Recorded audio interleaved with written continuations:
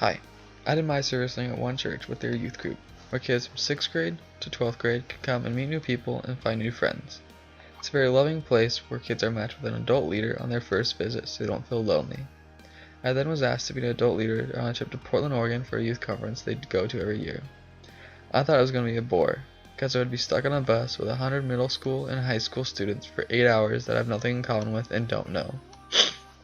I would also be missing work at school, and I have to make that time up. I thought that I would have to take care of 4 boys that didn't know each other and were high on sugar. Well, at the beginning, that's exactly what it was like. The boys didn't know each other and very well, and they didn't know what to do with each other. So the first night was very boring and was pointless. We all ended up going to sleep early. The next day was a big improvement, and the boys after the conference ended up going to the pool and all ended up connecting. I got to know the kids a little better the next night and got to know their background. The kids ended up loving the pool so much they wanted me to wake them up early before the conference to go swimming.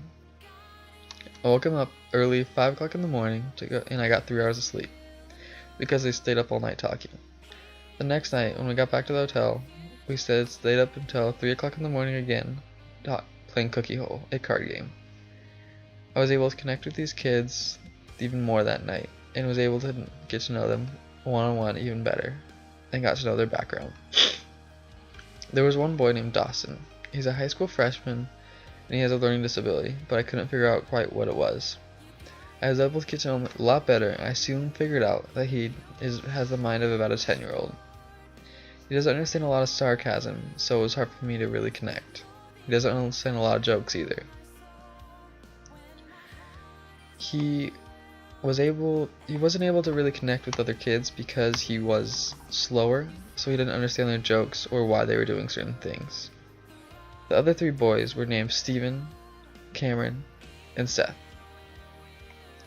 Steven and me really connected well because he reminded me a lot of myself when I was a sophomore in high school, same age as him. He was also the most responsible and the most caring.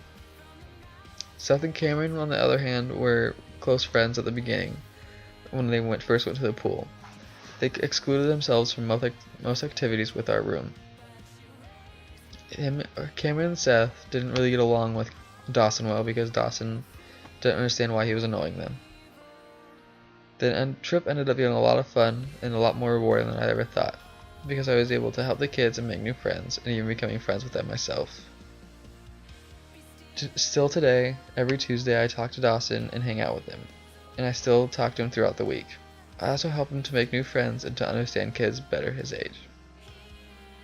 So even though I thought the trip and the servicing was going to be pointless, it wasn't. It was very rewarding, and I also spent a lot of time at the church with the kids and still help there today. It's also made me grow as a person. It made me look at people different and kids different. I was able to look back behind me and see that I needed to change. It was good that this happened. It also made me really step up my responsibility in my own life and how I look at myself. I greatly appreciate One Church for letting me volunteer and still help today, and I became very close with the people that work there. Thank you.